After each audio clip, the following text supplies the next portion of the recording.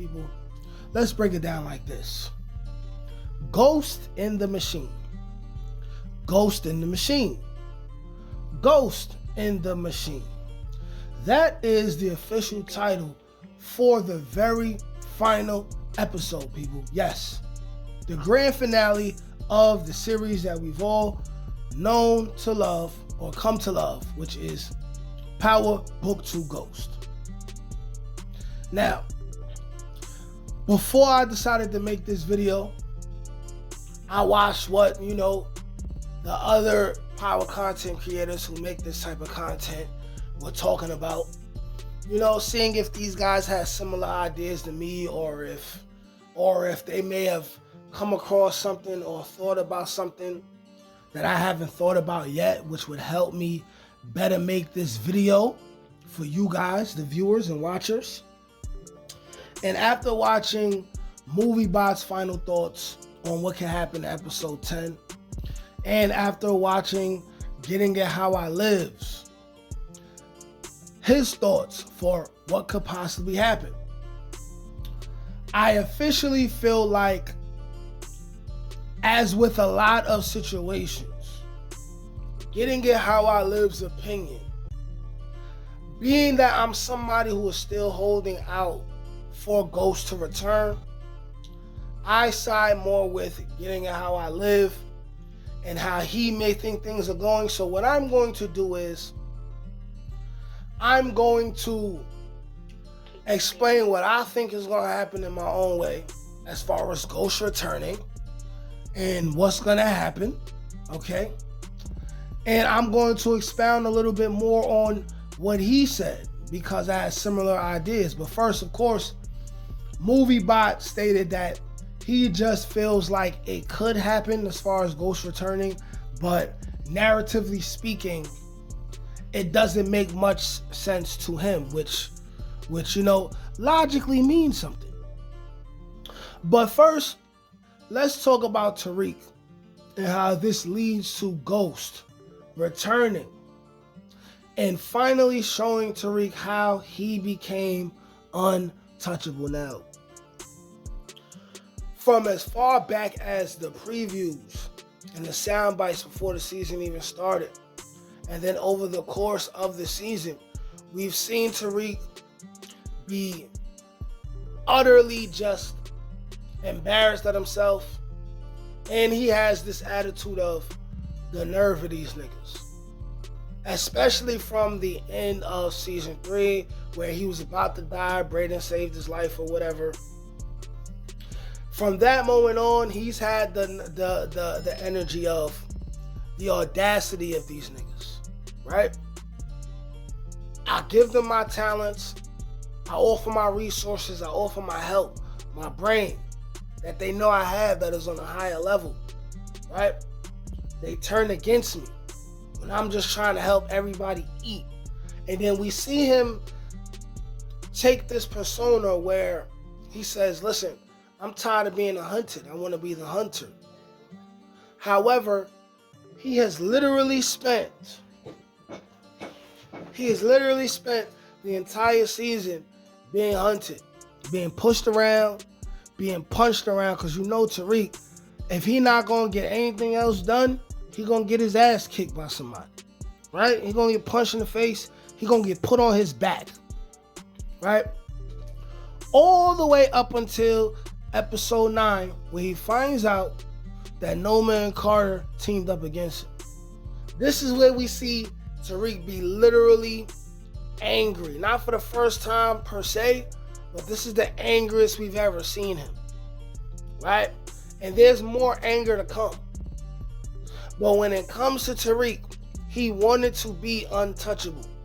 He told Diana right after his LSD trip, in order for me to win, I just gotta be on top of everyone else. I gotta be more powerful than everyone else. I gotta be more dangerous than everyone else.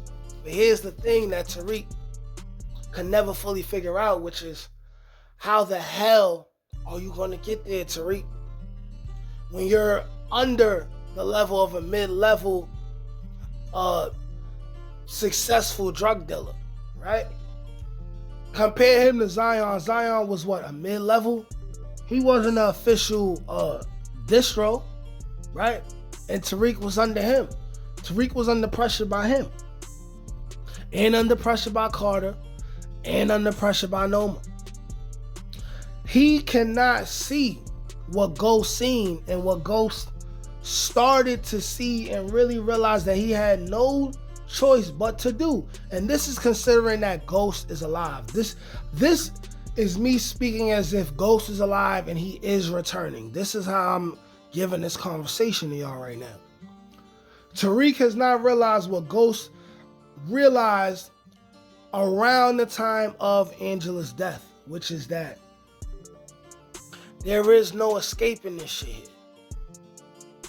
And the only way to possibly escape this is to be on the side of the people who make the laws and have the real power.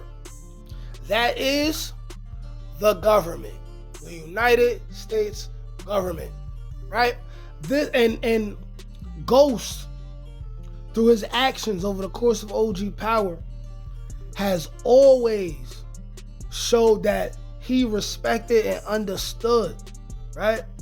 And feared the power of the U.S. government, right? And the power that they have and the resources they have to figure out who you are and come get you and put you away forever. Ghost knew this. Ghost respected it. He feared it. And he always wanted to find a way to get away from them. And around the time Angela died, he realized that you can't beat them, you gotta join them. He realized the power that people like Stephen Ott, Simon Stern had, right? The people who had all these huge business dealings and history of dealing with important people in the government, right? Dealing with the real movers and shakers and assuming Ghost is alive. Ghost realized, I'm gonna make these people think that I want to be on the front lines and that I want to be lieutenant governor and all of that. Maybe he actually did want that for himself in the beginning. Then he realized that them boys is still gonna come for him, which led him to confide in someone like Stephen Ott and possibly say something like, I am property of the Democratic Party. Or maybe before he even wanted to admit that, he said, hey, you guys want me, right? You want my expertise. You want to know what I think about certain situations and then certain moves y'all could take in order to get the black vote and stuff like that. Because these are the things that Ghost would have to agree to help the Democratic Party with in order for them to represent him and protect him, right? And thus give him untouchable status no matter how much drugs he sold, no matter who he killed, right? No matter who he violated, and also give him a way to stay out of the public eye and just work for the Democratic Party behind closed doors. And then people like Stephen Ott and other people, they said, well, you know, if you agree to this, you are officially property of the Democratic Party. Now, if he's going to feel like a slave and he'll want to get away from that, he'll have to be revealed as alive. And then we'll have to see him have his grievances. But if he really is alive, and I'm assuming that he is, he reached his untouchable status by working with and for the government. Not necessarily being a rat, right? But having higher value than that. These are the things that Tariq never learned. These are the things that Tariq cannot realize yet. And this is the reason why Ghost put the gun to Tariq's face and said, keep thinking you're smarter than me. Don't ever make that mistake again. So when the smoke settles and Tariq fails again, which he will, and it's not a great victory even if Carter and Noma are dead. You still fail, because even if they're dead, the police is on his head, he still can't fight worth a shit, right? You still lost, they took your baby away from you, and on top of all that, the police is still gonna be on your head. The only way for him to not have to go on the run, leave the country, which he don't have the resources for that, leave the state, which can only last so long, because him faking his death, come on now, we possibly seen that 2-3 times already. We may even find out that Raquel Thomas faked her own damn death, right? So I don't believe they're going to take it that way. Tariq is going to suffer major losses towards the end of episode 10. I still feel like Tasha is going to die right in front of him for whatever reason, right? Or disappear. Tariq is going to be down bad, possibly worse than he was the end of season 3. And then Ghost will appear. And then Ghost will appear. And it's going to be so close to the end of the episode that we're not even going to get a full explanation of what Ghost did and how he was able to fake his death and be on the run and that until the spinoff. And mind you, I want to mention Getting How I Live Again, because he's the first person who I've seen say that we could possibly see a relaunch of OG Power, which would be cool. Right? Where we could see probably the first season, everybody in different places, and then by the end of the season, they all end up together. Starting with the fact of Ghost being proven to be alive. That's cool. But if not, we could still see Ghost pop up, and Ghost will pop up with Tariq, and of course he'll say, I told you weren't smarter than me. And thus, once we get to the spinoff, we will have Ghost explain to Tariq, this is how I did it. I became property of the Democratic Party. Because you gotta understand, he was dead and they said he was part of the Democratic Party, right? Property of the Democratic Party. Property. They're talking about a dead man. I've been in prison before, right? When you cop out and you about to do your time and go up north and get on wear your state greens and all that with them black spiggity boots that ruin the inside of your white socks, right? They tell you are property of the state. You're alive when they tell you that, right? So, Ghost will return, and he will finally show Tariq how he became untouchable and reached untouchable status by becoming